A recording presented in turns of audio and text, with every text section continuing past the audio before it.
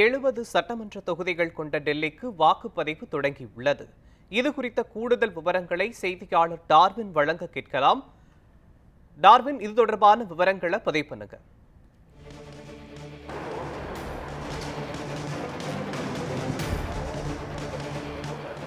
டெல்லி சட்டமன்றத்திற்கான காலம் என்பது வரக்கூடிய 23ஆம் தேதி முடிவடைய இருக்கிறது. இதனையடுத்து அதற்கு முன்பாகவே தேர்தலை நடத்தி முடிக்க வேண்டும் என்பது விதியாக இருக்கக்கூடிய சூழ்நிலையில் அதற்கான தேர்தல் தேதிகள் அறிவிக்கப்பட்டு இன்று வாக்குப்பதிவு என்பது நடைபெற்றுக் கொண்டிருக்கின்றது. குறிப்பாக பார்த்தோம் என்றால் காலை 7 மணிக்கு சரியாக வாக்குப்பதிவு என்பது தொடங்கியிருக்கிறது. டெல்லி சட்டமன்ற தேர்தலை பொறுத்தவரைக்கும் 70 மற்றும் தொகுதிகளாக இருக்கின்றன. இதில் 699 வேட்பாளர்கள் இன்று களம் காண இருக்கிறார்கள்.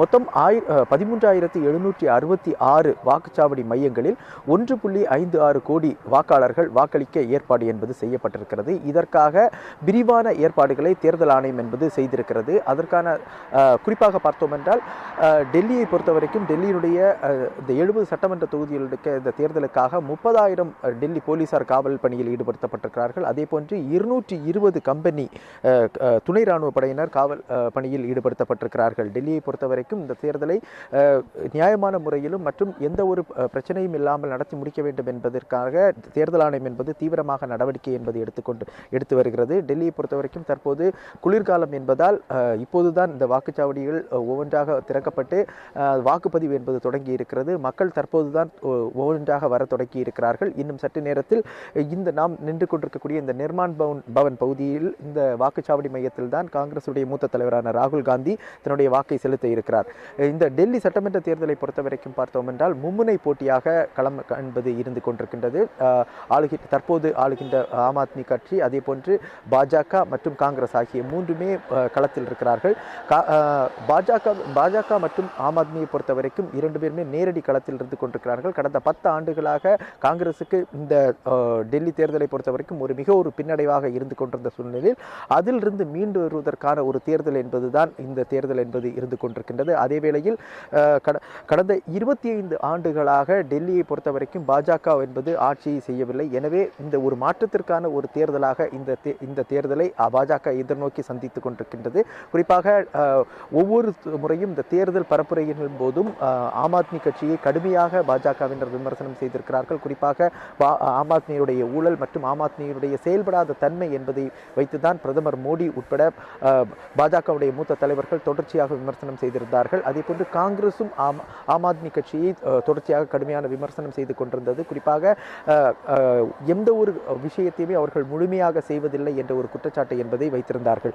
இந்நிலையில் தான் இந்த தேர்தல் என்பது ஒரு மிக முக்கியமான தேர்தலாக இருந்து கொண்டிருக்கின்றது. இதில் ஆம் ஆத்மி கட்சி மீண்டும் ஆட்சியை பிடிப்பதற்காக தன்னுடைய முழு பலத்துடன் களம் இறங்கி இருக்கிறது. குறிப்பாக கல்வி மற்றும் ஹெல்த் கேர் உள்ளிட்ட இந்த இரு பகுதிகளிலும் தாங்கள் செய்த அந்த சாதனைகள் உள்ளிட்டவை குறித்து தான் அவர்கள் தொடர்ச்சியாக இந்த பிரச்சாரத்தில் ஈடுபட்டிருந்தார்கள். இந்த தற்போதைய நிலையில் பார்த்தோம் என்றால் இந்த 699 வேட்பாளர்கள் என்பது களத்தில் களம் காண இருக்கிறார்கள். இதில் முக்கியமாக அரவிந்த் கெஜ்ரிவால் புதுதில்லி தொகுதியில் களம் காண இருக்கிறார். அதே போன்று டெல்லி முதலமைச்சராக இருந்த அதிஷி கல்காஜி தொகுதியிலும் முன்னாள் துணை முதல்வரான மணிஷ் சிசோடியா ஜங்பூரா, அவாத் ஓஜா பத்பர்கஞ்ச், அல்கா லம்பா காங்கிரசுடைய முக்கிய தலைவராக இருக்கக்கூடியவர், இவர் கல்காஜியில் களம் காண இருக்கிறார். அதே போன்று பாஜகவுடைய முக்கிய தலைவரான ரமேஷ் புதூரி கல்காஜியில் களம் காண இருக்கிறார். டெல்லியுடைய முன்னாள் முதல்வரான ஷீலா தீக்ஷித்துடைய மகன் சந்தீப் தீக்ஷித், இவர் ஆம் ஆத்மியுடைய ஒருங்கிணைப்பாளரான அரவிந்த் கெஜ்ரிவாலை எதிர்த்து நியூ டெல்லி தொகுதியில் புதுதில்லி தொகுதியில் களம் காண இருக்கிறார். அதே போன்று காங்கிரசினுடைய முன்னாள் தலைவராக இருந்த அரவிந்தர் சிங் லவ்லி தற்போது பாஜகவில் இணைந்து அவர் காந்தி நகர் தொகுதியில் களம் காண இருக்கிறார். அதே போன்று பாஜகவுடைய மிக முக்கிய பிரச்சார பீரங்கியாக இருந்த கபில் மிஸ்ரா கர்வால் தொகுதியில் அவர் போட்டியிட இருக்கிறார். இவ்வாறு இந்த தொகுதிகளில் ஒவ்வொரு தொகுதிகளிலும் கடுமையான போட்டி என்பது நிலவிக் கொண்டிருக்கின்றது. டெல்லியை பொறுத்தவரைக்கும் கடந்த 10 ஆண்டுகளாக காங்கிரஸ் என்பது முழுமையாக துடைத்தெறியப்பட்டிருக்கிற நிலையில் மீண்டும் அவர்கள் வருவதற்கான அந்த முயற்சியில் அவர்கள் எடுத்திருக்கிறார்கள். அதே வேளையில் பாஜக மற்றும் ஆம் ஆத்மிக்கு இடையே நேரடியான போட்டிகள் என்பதுதான் டெல்லியுடைய கள நிலவரமாகவும் இருந்து கொண்டிருக்கின்றது. அதே இன்றைய தினத்தை பொறுத்தவரைக்கும் 1.56 கோடி வாக்காளர்களுக்கு வாக்களிப்பதற்கான அந்த ஏற்பாடுகளை தேர்தல் ஆணையம் செய்து கொண்டிருக்கிறது. அதற்கான அந்த வாக்குப்பதிவு என்பது தற்போது ஒவ்வொன்றாக நடைபெற்று வருகிறது. இன்னும் சற்று நேரத்தில் நாம் நிற்கக்கூடிய இந்த நிர்மான் பகுதியில் ராகுல் காந்தி தன்னுடைய வாக்கை செலுத்துவதற்காக வர இருக்கிறார்.